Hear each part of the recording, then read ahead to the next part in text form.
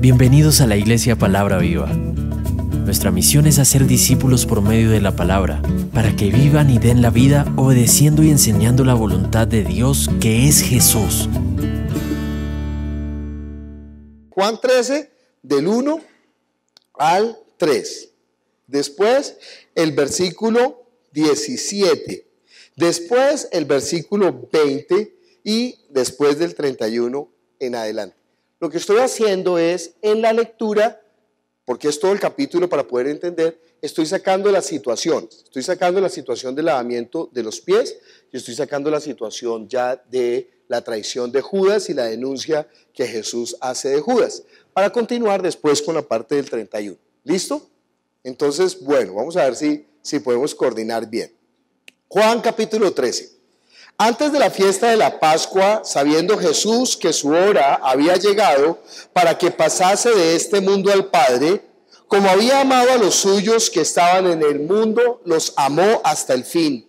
Y cuando cenaban, como el diablo ya había puesto en el corazón de Judas Iscariote, hijo de Simón, que le entregase, sabiendo Jesús que el Padre le había dado todas las cosas en las manos y que había salido de Dios y a Dios iba, se levantó de la cena y se quitó su manto y tomando la toalla se la ciñó. Versículo 13.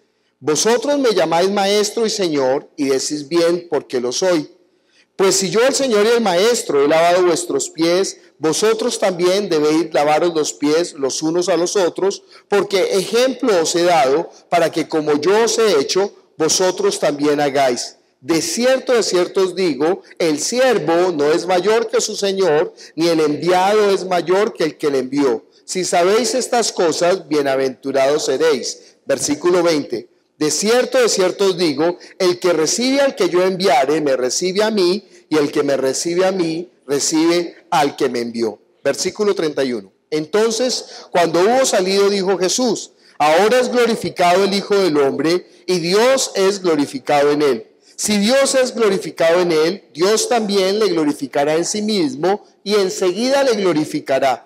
Hijitos, aún estaré con vosotros un poco, me buscaréis, pero como dije a los judíos, así os digo ahora a vosotros, a donde yo voy, vosotros no podéis ir. Un mandamiento nuevo os doy, que os améis unos a otros como yo os he amado, que también os améis unos a otros. En esto conocerán todos que sois mis discípulos, si tuviereis amor los unos para con los otros. Vamos a orar pidiendo a Dios que obre con su palabra sobre nuestro espíritu, que la palabra cumpla el propósito para el cual el Señor la envió. El propósito es que nuestro espíritu tenga la vida. Vamos a orar. Padre Celestial, nosotros te damos gracias por tu palabra que es la verdad. Tu palabra es verdad. Y nosotros estamos aquí, Señor, reunidos en tu nombre porque anhelamos la vida que hay en tu palabra, Señor. Nosotros anhelamos, Señor, realmente que nuestra existencia tenga pleno sentido, Jesús. Nosotros anhelamos, Señor, que tú ocupes el lugar que te corresponde en nuestra vida para que todo el gozo, todo el amor, toda la vida, toda la gloria tuya sea manifestada en nosotros. Así que obra con tu espíritu, Padre Celestial. Nosotros estamos aquí porque creemos en lo que tú prometiste por tu palabra, limpiarnos, capacitarnos para toda buena obra, abrir nuestros ojos, irnos revelando gloria a gloria, Señor, toda tu bondad y toda tu verdad, Jesús. Así que obra con poder ahora, te lo clamamos en el nombre de Jesús.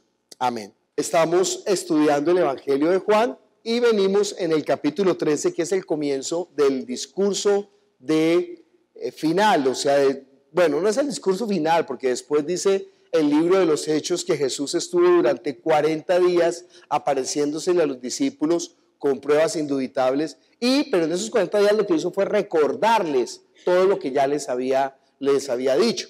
Pero realmente el discurso grueso de Jesús, el discurso para los discípulos, está desde Juan capítulo 13. Y comenzamos viendo para sacar las partes en las que no hay, en las que los sucesos están parando el discurso. Entonces lo que hicimos fue leer un poco del discurso hasta llegar a Juan capítulo 13, versículo 31. Lo que vamos a aprender hoy acerca de Dios es que Dios es glorioso. Mire conmigo Éxodo capítulo 33, versículo 18 y 19.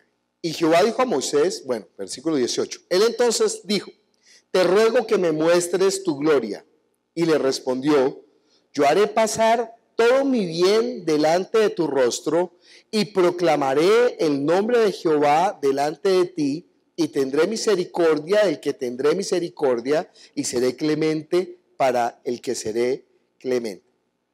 Cuando Moisés le dice a Dios que le permita ver su gloria, entonces Dios dice, yo haré pasar todo mi bien delante de tu rostro y conocerás mi nombre y tendré de ti misericordia. Esa palabra gloria, pues nosotros la reconocemos a veces solamente como si fuera exaltación. La gente dice, gloria a Dios y gloria a Dios. Le pegan un grito a Dios pensando que eso es gloria a Dios, ¿sí?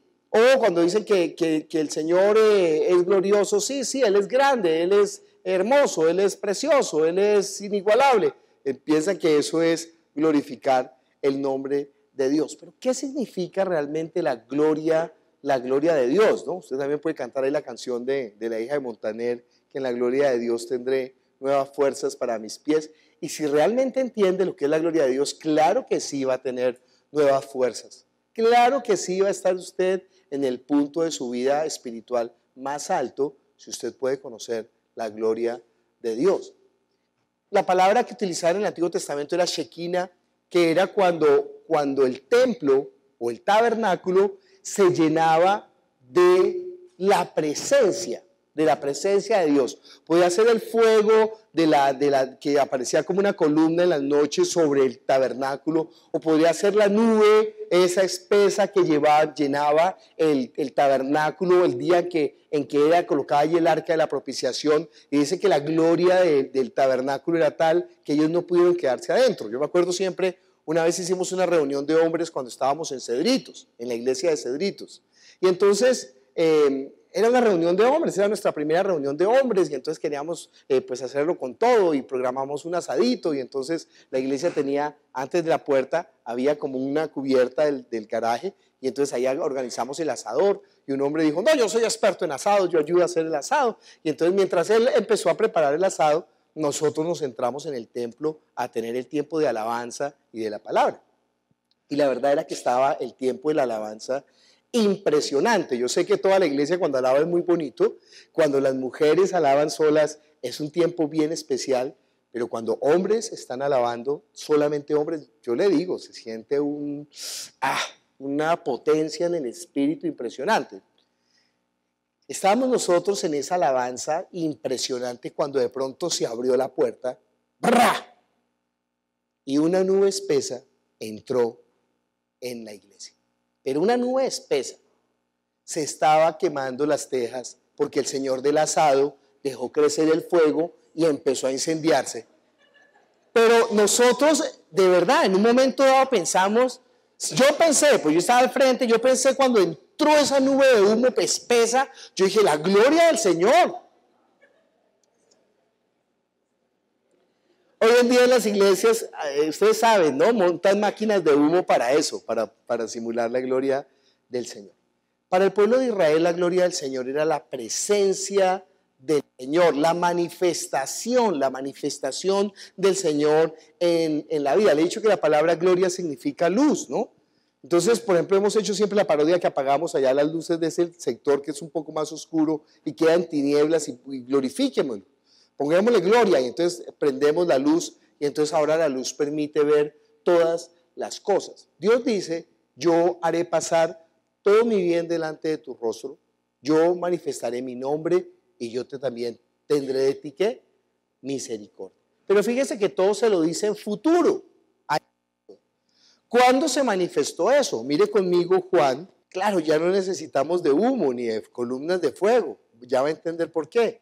Pero yo en mi tontería en ese momento pensé, la gloria del Señor ha venido a este lugar. No, las tejas se estaban quemando, eran plástico. Juan capítulo 1, versículo 14.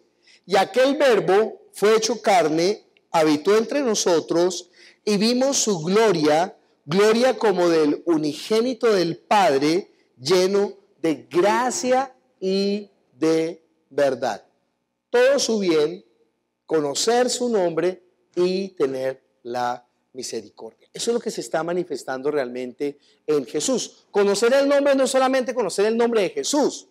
No sé si se acuerda de los hijos de un tal Exebas. Ellos pensaron que el nombre de Jesús era como un sortilegio, como un augurio. Y entonces ellos dijeron, en el nombre de Jesús que predica Pablo. Y los demonios dijeron, no, a Pablo conocemos. Y Jesús, claro que sabemos quién es, pero ustedes no son nada. Porque realmente ellos pensaban que era por pronunciar el nombre de Jesús, pero no es por pronunciar el nombre de Jesús. Es por conocer el nombre de Jesús, por tener la comunión íntima con Él, la vida habitando en nuestro espíritu. Por eso dice, a los que le recibieron, a los que creen en su nombre, les dio la potestad de ser hechos hijos de Dios. Cuando nosotros somos hijos de Dios, quiere decir que en nuestra vida hemos visto su gloria. Y yo no sé si usted ha tenido esa experiencia, pero claro que nosotros somos AC/DC, antes de Cristo y después de Cristo. Nosotros estábamos en tinieblas, nuestra vida estaba perdida, sin sentido, sin rumbo, no sabíamos qué iba a pasar, qué estaba determinado para nuestra existencia, para dónde íbamos, estábamos como un corcho en un remolino.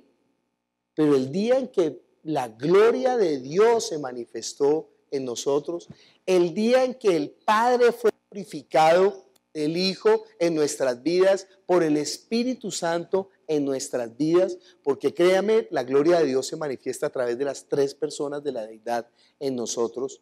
En ese momento es que nosotros tenemos una fe ciertísima, una fe segura, es la gloria de Dios.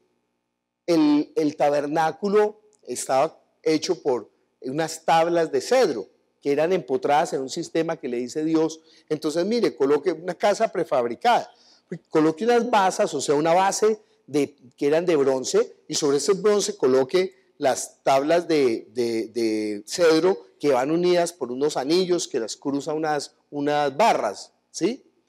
Pero esas tablas de bronce, las del tabernáculo, estaban cubiertas de oro. Esas tablas de madera nos representan a nosotros, pero el oro representa la gloria de Dios. El tabernáculo era absolutamente oscuro porque encima de esas tablas colocaban una serie de cubiertas, entonces eso quedaba oscurísimo. Y no sé si usted ha ido al Museo del Oro en Bogotá, pero le tienen un show a uno, que uno entra en un salón, lo sitúan en un salón con la luz apagada y de pronto ¡prá!, prenden la luz, y cuando prenden la luz todas las paredes del salón están tapizadas en todos los objetos de oro. Y entonces uno se encandelilla de ver toda esa luz que genera ese oro. Pues así era en el tabernáculo, porque la luz del tabernáculo era oscuro, pero cuando entraba el sumo sacerdote con el candelabro, pues el candelabro estaba irradiando todas las paredes de oro de ese lugar, que era el templo de Dios. Templo significa el lugar donde reposa la gloria de Dios. Y por eso dice la Escritura que ahora nosotros somos templos del Dios vivo. Nosotros. De modo que nosotros deberíamos de estar manifestando la gloria de Dios. ¿Por qué estamos hablando tanto de la gloria? Pues porque estamos leyendo Juan capítulo 13 y después de que sale Judas del salón, afortunadamente ya sacamos a Judas. Eso estaba durísimo. Esas predicaciones de Judas me dolían más a mí que a ustedes, pero a ustedes no le hicieron mella, pero bueno, no importa. Dios en su misericordia, Dios tiene paciencia para con nosotros, no queriendo que ninguno perezca.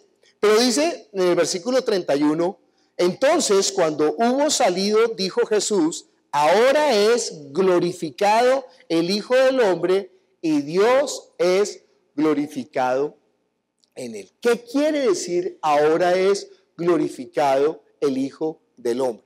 Ha llegado, está diciendo Jesús, llegó el momento más alto. Si uno comienza a pensar cuándo es el momento, ha llegado mi hora, dice Jesús en otra porción, cuando vienen los griegos a buscarlo, pues comienza esa gloria, esa hora ¿con qué? Con la cruz, con la muerte de Jesús. Y claro, cuando muere Jesús, pues toda la gente en Jerusalén, todos los discípulos inclusive piensan, estamos perdidos. Jesús ha muerto, aunque Jesús les ha advertido, no, oiga, mire, yo voy a morir, Voy a estar 3 días en el sepulcro, al tercer día voy a resucitar y al tercer día entonces toda potestad me va a ser dada en el cielo y en la tierra. Ustedes no se preocupen y entonces cuando ustedes vean la resurrección sabrán que yo soy. O sea, me glorificarán, reconocerán. Y los discípulos, sí, pero ¿qué está diciendo? No entendía, porque hasta ese momento ninguno se había levantado de entre los muertos. No como la resurrección de Lázaro, sino levantarse de los muertos para no morir más. Por eso Cristo es las primicias de la resurrección. Y entonces, claro, cuando los discípulos ya vieron al Hijo de Dios resucitado, pues han visto toda la gloria del Padre. Él ha sido glorificado. Estamos viendo cuál es la gloria que está hablando aquí Jesús y cuál es la gloria que el Padre está dando en Jesús y cuál es la forma como Jesús está glorificando al Padre. Dice el versículo 4 de Romanos que fue declarado Hijo de Dios con poder según el Espíritu de Santidad por la resurrección de entre los muertos. Si Jesús no hubiera resucitado, pues créame, nosotros no estaríamos aquí sentados 2000 años después. No podríamos, no creeríamos, nuestra fe sería ambigua. Los discípulos se hubieran dispersado inmediatamente. ¿Se acuerdan lo que pasó cuando Jesús murió y está en el sepulcro? ¿Qué hicieron los discípulos? Salieron corriendo, se escondieron. Pedro volvió a pescar, Pedro cogió la lancha y dijo, no, la embarramos, le apostamos al que no era. Y cuando Jesús aparece resucitado, entonces ellos ahora sí su fe es más firme que quién sabe qué. Pero usted entiende que la fe de nosotros es todavía más firme porque lo amamos sin haberle visto. Y hemos visto su gloria por medio del Espíritu Santo, porque esa es la obra del Espíritu Santo. Mire conmigo Juan, capítulo 16. Estamos viendo toda la obra de Dios en cuanto a la gloria de Dios. Dice Juan, capítulo 16, versículo 13, pero cuando venga el Espíritu de verdad, Él os guiará a toda la verdad, porque no hablará por su propia cuenta, sino que hablará todo lo que oyere y os hará saber las cosas que habrán de venir. Él me glorificará porque tomará de lo mío y os lo hará saber. Todo lo que tiene el Padre es mío, por eso dije que tomará de lo mío y os lo hará saber. Entonces, ¿cómo va a glorificar el Espíritu Santo al Hijo? ¿Cómo lo va a glorificar? Ahí está diciendo, Él me glorificará, ¿por qué? Porque tomará de lo mío y os lo hará saber. Yo no sé si usted alguna vez antes de ser cristiano había leído la Biblia. En mi casa mi mamá nos leía la Biblia como historias, ¿no? Como si fuera un libro de cuentos, ella nos leía la Biblia. Y pues claro, cada Navidad, pues dulce Jesús mío, mi niño adorado, y uno entendía ahí como la historia, y también veía la historia por cine, en las películas, y bueno, ahí de alguna manera siempre estaba Dios presente, ¿no? No de manera cierta, sino como las personas que en su cotidianidad por lo menos saben de la presencia de Dios. Pero yo no lo conocía.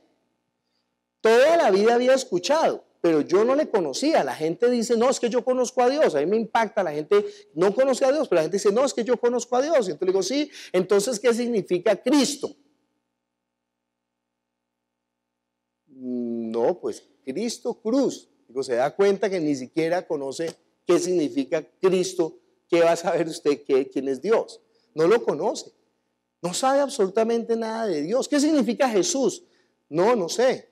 ¿Pero cuánto lleva usted de cristiano? Toda la vida, desde que nací, toda la vida. No es cristiano. Cristiano es una decisión. Cristiano es que yo voluntariamente, ¿y qué decisión es? Que yo voluntariamente le entrego mi vida para hacer ya no mi voluntad, sino la suya. Entonces le pregunto a la gente, ¿y sabe usted cuál es la voluntad de Dios? No, pues uno no sabe la voluntad de Dios, con quién me voy a casar, o qué carro voy a comprar, o si compro casa o apartamento, o si estudio medicina o derecho, no sé cuál es la voluntad. No, eso no es la voluntad de Dios. ¿Qué es la voluntad de Dios? Precisamente que usted vea la gloria de Dios a través de Jesucristo. Esa es la voluntad. Y por medio del Espíritu Santo. Fíjese que el Espíritu Santo es el que nos abre como Es el que nos arranca el velo, el que nos permite ver, entender esta situación. Por eso para mí es tan claro cuando yo creí en Jesús, porque mi vida era una sin Jesús. 17 años tenía, 18 años tenía cuando lo conocí. Un día era antes de Jesús y otro día ¿qué? Después de Jesús.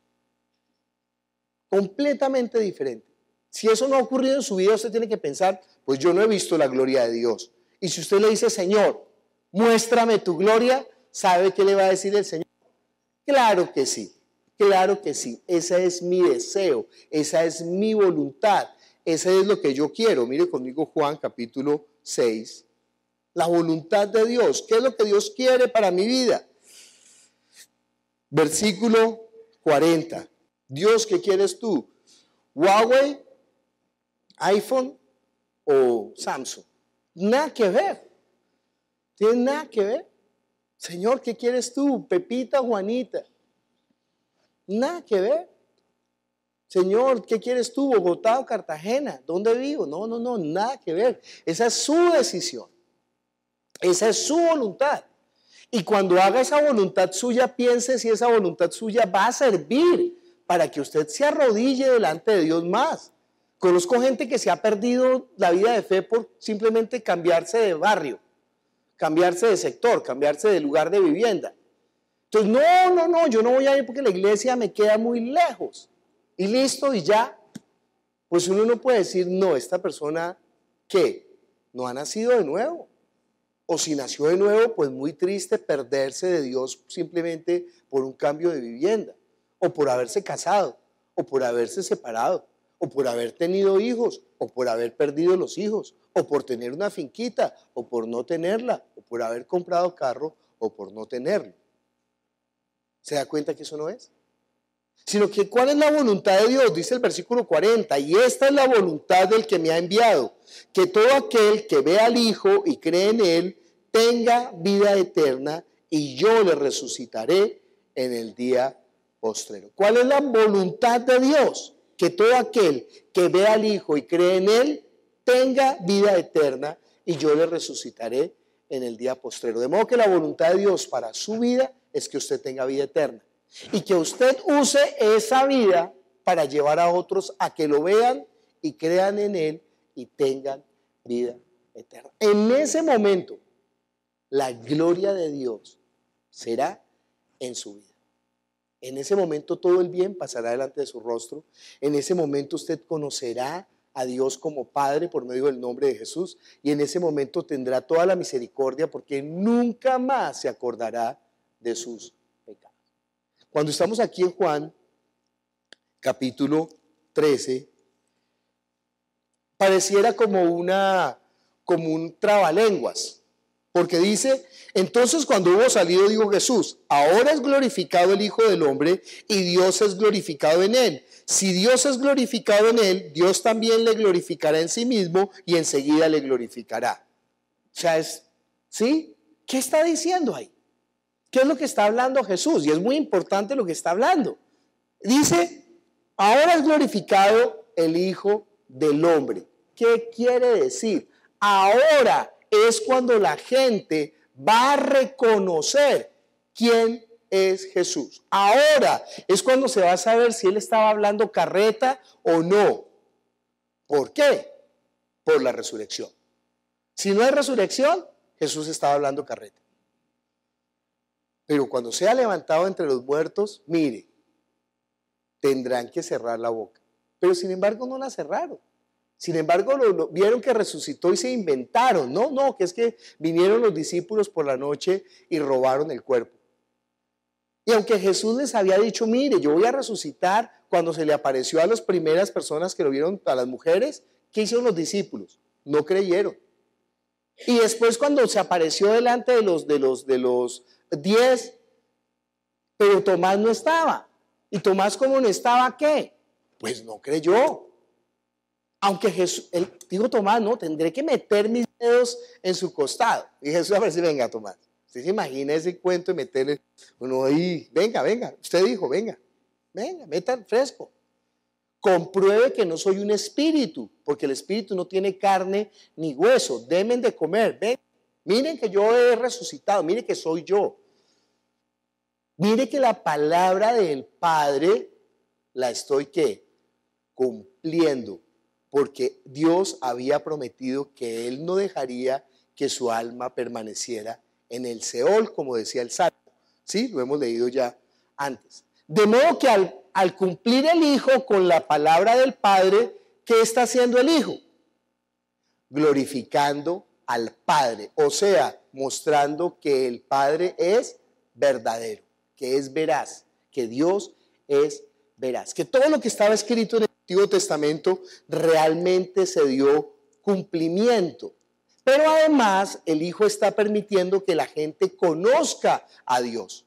Porque si no se cumplen las Escrituras, pues quedaría ahí como un ambiente de zozobra, ¿no? ¿Qué será? ¿Qué significará que no dejarás que tu santo vea corrupción? Aunque es tan claro, pues si uno no ve el hecho, no lo entiende.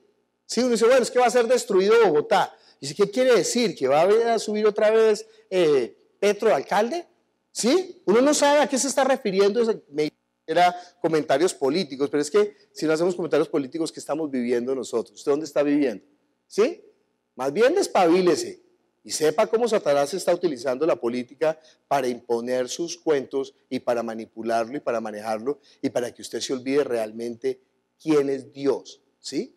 Deje de estar siguiendo a los hombres, siga a Jesucristo, porque los hombres todos fallan. Entonces, claro, uno dice, ¿qué significará que será destruido? Imagínense, ¿qué significará que será resucitado? ¿Qué significará que no dejará que su santo permanezca en el Seol? Jesús les dijo, mire, yo voy a morir y al tercer día resucitaré. Y los discípulos dirían, ¿qué significará eso? No entendía. Pero cuando ven que muere, dice, ay, él dijo que iba a morir, murió. Pero, ¿qué significará que resucitará? Usted sabe, ¿no? En la teología, en algunas corrientes de la teología, yo estoy orando mucho por el pastor John, porque está ahora tomando teología, ¿no? Y usted sabe, la teología no sirve, pero sirve para que él tenga estructura, para que precisamente cuando hable con autoridad, mire, esto no es, y esto no es, y esto no es. Entonces algunos teólogos dicen que realmente Jesucristo no resucitó en carne. Que lo que pasa es que los discípulos, para poder decir el fenómeno que está ocurriendo en nosotros de la vida del cambio espiritual, ellos dijeron, Jesucristo resucitó, quiere decir, vino a mi vida y la cambió. Pero eso es una cosa para nosotros, pero para los discípulos, ellos lo vieron resucitado. 40 días, con pruebas indubitables, nos dirá Lucas en el libro de los Hechos. Porque si fuera, por ejemplo, una visión, ay, a mí me pareció era mi abuelita que se despedía, bueno, eso no significa nada. Un sueño o unos frijoles trasnochados o de verdad el espíritu de la abuelita fregando por ahí la vida, bueno, podía ser. Pero 40 días con pruebas indubitables, déjeme decirle, no hay nada más que comprobar. Para los discípulos, por lo menos ellos quedaron, pero se da cuenta que nosotros tenemos una fe más preciosa, porque nuestra fe no está basada, por eso dijo, bienaventurados los que creen que sin ver. No, nosotros somos los que hemos creído. Solamente por su palabra que es unívoca. Estaba visitando a mi cuñado allá en Mesitas y me enseñó algo precioso de Dios. Que la palabra de Dios es ¿qué? Unívoca. Pero la palabra del hombre es ¿qué? Equívoca. Y ojo, esto es sacado de una porción que hay en el Corán. Y entonces dice, y los hombres malvados toman lo que hay en la palabra de Dios, equívoco, para hacer su propia doctrina. Y no respetan la palabra de Dios, que es ¿qué? Unívoca. Se lo voy a decir de otra manera, inequívoca. La palabra de Dios es inequívoca, no cambia, no se desvía, tiene un solo... Claro, alrededor de esto hay muchas palabras, porque Pablo habló, porque Juan habló, porque los demonios hablaron, porque los ángeles hablaron, porque las criaturas hablaron. Pero la palabra de las criaturas siempre será ¿qué? Equívoca. Pero la palabra que permanece para siempre, la palabra de Dios es ¿qué? Unívoca. Y en esa palabra es que el Hijo glorificó al Padre. Miremos por favor Juan capítulo 17, yo sé que me estoy adelantando a Juan, pero no se preocupe, cuando volvamos a hablar de Juan 17 volveremos a hablar de esto. Juan capítulo 17, versículo 1, porque estamos entendiendo qué es ver la gloria, o qué es que el Hijo sea glorificado, o qué es que el Hijo glorifique también al Padre. Dice Juan capítulo 17, estas cosas habló Jesús y levantando los ojos al cielo dijo, Padre, la hora ha llegado. Glorifica a tu Hijo para que también tu Hijo te glorifique a ti. Como le has dado potestad sobre toda carne para que dé vida eterna a todos los que me diste, y esta es la vida eterna, que te conozcan a ti, el único Dios verdadero, y a Jesucristo a quien has enviado. Yo te he glorificado en la tierra, he acabado la obra que me diste que hiciese. Ahora pues, Padre, glorifícame tú al lado tuyo con aquella gloria que tuve contigo antes que el mundo fuese. He manifestado tu nombre a los hombres que del mundo me diste, tuyos eran y me los diste y han guardado ¿qué? Tu palabra. Fíjese que los mismos elementos que está manejando en Éxodo los está manejando aquí. El nombre, el conocimiento, el bien y además que la misericordia. Todo eso le ha dado a conocer ¿qué? Por medio de la palabra, con el cumplimiento de la palabra, con la enseñanza de la palabra, con el mandamiento que el Hijo está trayendo acerca del conocimiento del Padre. De modo que cuando nosotros podemos entender a Dios, por eso le digo que es muy clave que usted sepa si usted está viviendo su vida de fe como toda la vida la vivió, de pronto es que usted no ha nacido de nuevo. Tiene que examinarse eso. Porque para poder recibir la gloria de Dios necesitamos verlo de la manera nueva como el Hijo nos lo está revelando.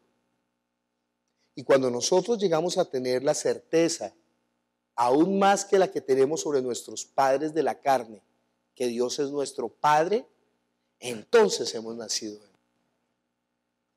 A los que le recibieron, a los que creen en su nombre, les dio la potestad de ser hechos hijos de Dios. Por eso la oración de Padre Nuestro en el Nuevo Testamento es tan importante, porque significa que ya hemos visto de una manera nueva, que hemos visto de una manera exacta. Volvamos a Juan capítulo 13. Y es que esta porción del capítulo 31, del versículo 31 al 35, pues tiene como tres partes. Una parte está diciendo, hablando de la gloria. Otra parte está hablando que Él se va y que no van a poder ir donde están. Y la otra parte es acerca del nuevo mandamiento. Esas son las tres partes en las que está dividida esa porción. Estamos trabajando la primera. Dice, entonces cuando hubo salido, dijo Jesús, ahora es glorificado el Hijo del Hombre. ¿Entiende por qué? Porque ya va a ser entregado, muerto en la cruz y va a resucitar. Y Dios es glorificado en Él. ¿Entienden por qué? Porque entonces toda la humanidad va a entender, va a comprender y va a saber realmente quién es Dios. Toda la humanidad va a tener la oportunidad de ver pasar todo el bien, de conocer el nombre y de recibir la misericordia. Ahora el Padre es glorificado, dice, y si Dios es glorificado en Jesús, Dios también le glorificará en sí mismo. ¿Qué quiere decir? Que ahora toda la gente conocerá que realmente Él no es el carpintero de Nazaret, sino que es ¿quién? El Hijo de Dios. Ahora la gente sabrá eso que llaman el misterio. No es un misterio. Bueno, en la Biblia dice es el misterio, pero el misterio develado. ¿Qué? Que el ser que vino es Dios mismo, que el Verbo se hizo carne, que Dios habitó entre nosotros, dice la Biblia, y vimos su gloria, gloria como del unigénito del Padre, lleno de gracia y de verdad. La imagen misma de Dios, el resplandor de su gloria, la imagen misma de su sustancia. O sea, que hemos podido conocer. Nadie más conoce a Dios. Por la religión no se puede, por ninguna religión se puede conocer a Dios. Por la religión se puede tener conciencia de que existe un ser trascendente. Pero solamente por medio de Jesús nosotros podemos acercarnos confiadamente y llamarlo ¿qué? Padre nuestro. El resto de la gente tendrá que mirar a Dios con temor y temblor. El resto de la gente sabrá que Dios es Dios que juzgará a los vivos y a los muertos. O sea, ese juicio está en todas las culturas. Los egipcios sabían que pondrían la balanza y la balanza se inclinaría y chao. Los musulmanes saben que si no se cumple, chao. Pero nosotros sabemos que en lugar del juicio, por medio de la obra de Jesús, tendremos entrada confiadamente al Padre nuestro. Y eso es lo que hablará la segunda parte. Entonces dice la segunda parte: hijitos, aún estaré con vosotros, me buscaréis, pero como dije a los judíos, así os digo a vosotros, a donde yo voy, vosotros no podéis ir. Está hablando de la muerte y de la resurrección. Un mandamiento nuevo os doy, que os améis unos a otros como yo os he amado, y que también os améis unos a otros. En esto conocerán todos que sois mis discípulos, si tuviereis amor los unos con los otros. ¿Se acuerda todo lo que Jesús ha hecho, no? Les ha lavado los pies, les ha dado a conocer al Padre, ha sido humilde entre ellos y les ha dicho: si ustedes quieren realmente seguirme, este es el camino. ¿Cuál es el camino? El de la humildad. Por eso cuando nosotros tenemos grupos de estudio o personas que están dirigiendo algún ministerio y vemos que alguien se levanta como que se pone muy gallito, nosotros decimos: esa persona no sirve. O sea, necesita primero que Dios ¿qué? Trabaje con su corazón. Porque si con ese corazón se va a servir a Dios, terminará como Judas, cambiando al Señor por dinero. Vimos todo el problema de Judas, ¿no? Pero si la persona no tiene ese corazón humilde, y lo que tiene el corazón de que, y mire, esto es una lucha con nosotros, porque por nuestra crianza, por nuestro ego, por nuestra formación, por las falencias que tuvimos, nosotros queremos que la gente nos dé la gloria. ¿Se acuerdan que les dijo Jesús en Juan capítulo 5? Ustedes no reciben la gloria de Dios porque ustedes buscan la gloria de los hombres. Pero cuando nosotros renunciamos a la gloria de los hombres, veremos la gloria de Dios. ¿Y sabe qué? La gloria de Dios es cuando nosotros experimentemos el amor de Dios, nosotros glorificaremos al Padre. ¿Cómo glorificaremos al Padre? Juan capítulo 15, 7 al 9. Si permanecéis en mí y mis palabras permanecen en vosotros, pedid todo lo que queréis y os será hecho. En esto es glorificado mi Padre, en que llevéis mucho fruto y seáis así mis discípulos, como el Padre me ha amado, así también yo os he amado. Permaneced en mi amor. Si guardareis mis mandamientos, permaneceréis en mi amor, así como yo he guardado los mandamientos de mi Padre y permanezco en su amor. Fíjese la palabra, el amor, glorificar a Dios haciendo discípulos. Eso está ahí, unido. ¿Quiere darle gloria a Dios? No vaya a gritar gloria a Dios. ¿Quiere darle gloria a Dios? ¿Qué tiene que hacer? Hacer discípulos o dar fruto. Eso es lo que tiene que hacer. Y si realmente usted ha visto la gloria de Dios, usted va a amar a los hermanos. Si usted realmente ha visto la gloria de Dios, ¿sabe cuál va a ser su preocupación? Muestra a ver, ¿quién llegó por primera vez? Que coja el mejor puesto, que tome la Biblia, que siéntase bien, que ayudémosle, y le voy a saludarle, ¿no? Si no conoce la gloria de Dios, le hace hasta mala cara y no le da ni el puesto. ¿Sabe qué pasa? ¿Quién llegó tarde aquí? No, y mire, y coja bien la Biblia, y usted no sabe nada, ¿sí? Usted sabe, hay gente así. Yo no sé por qué son así, o porque realmente están siendo gobernados por Satanás, pero hay gente así dentro de la congregación. Y uno no entiende eso, uno dice, ¿por qué están siendo piedra de obstáculo para los hermanos? Bueno, Primera de Juan, lean la casa Primera de Juan, capítulo 3 y 4, no han conocido a Dios. No han conocido a Dios. Porque si no puede amar al hermano que ve, ¿cómo dirá que ama a Dios? Que no ve. Y si no ha visto el amor de Dios, entonces no ha visto la gloria de Dios. Yo le insto, le animo, le exhorto, lo muevo. ¿A qué? Permita que la gloria de Dios llene su vida.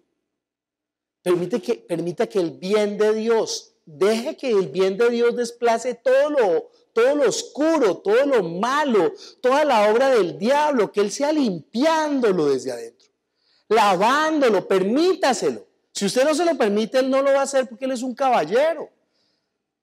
Dios no lo va a obligar, usted tiene que abrir, cuando decimos abrir su corazón significa eso. No que se vaya a hacer una operación de corazón abierto, sino realmente, honestamente, dígale y mire, reconózcale sus faltas. Si usted tiene raíces de amargura, si no puede perdonar a alguien, si usted fue dañado en su infancia por la relación con los hermanos, por la relación con los papás, si usted fue abusado, si sufrió, o si no le pasó nada, eso también es un lío. Hoy el día el problema de los niños es que no les pasa absolutamente nada porque los papás les suplen absolutamente todo y ellos pierden la necesidad de poder hacer. Sépalo, si Dios está colocando en su vida unas dificultades es para que usted se despierte, se despabile, usted esté atento y le está llamando la atención, pero usted no quiere oír. Permítale a Dios que toda su gloria, y Él quiere, esa es la voluntad del Padre, que todo aquel que vea al Hijo y cree en Él no se pierda, mas tenga vida eterna. Vamos a ponernos de pie, vamos a orar y vamos a colocar nuestra vida delante del Señor. Padre Celestial, nosotros estamos aquí reunidos en tu nombre, Señor, anhelando, Señor, que toda tu gloria pase por nuestra vida.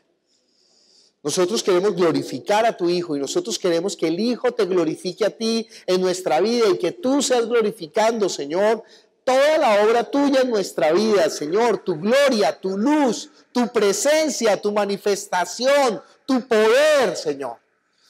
Obra con poder ahora mismo. Límpianos, lávanos, restáuranos, levántanos, Señor.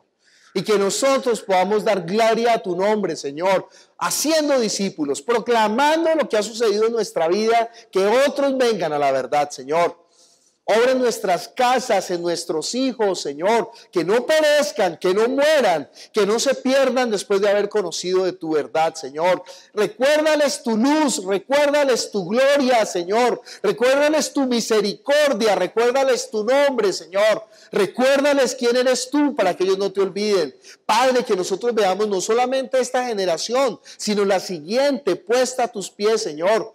Que nosotros podamos, Señor, hacer que nuestra casa sea fundada sobre la roca, Señor. Perdónanos toda nuestra negligencia, Señor. Perdona lo que hemos hecho con lo que tú nos has dado, que son los hijos. Perdónanos también, Señor, con el lugar que tú nos has dado, que son las personas que nos han rodeado, Señor. Y Padre, perdónanos y haz que nuestra luz brille de verdad, Señor. Enciéndenos como lámparas puestas en lo alto, Señor, en medio de las tinieblas. Te lo pedimos en el nombre de Jesús. Amén.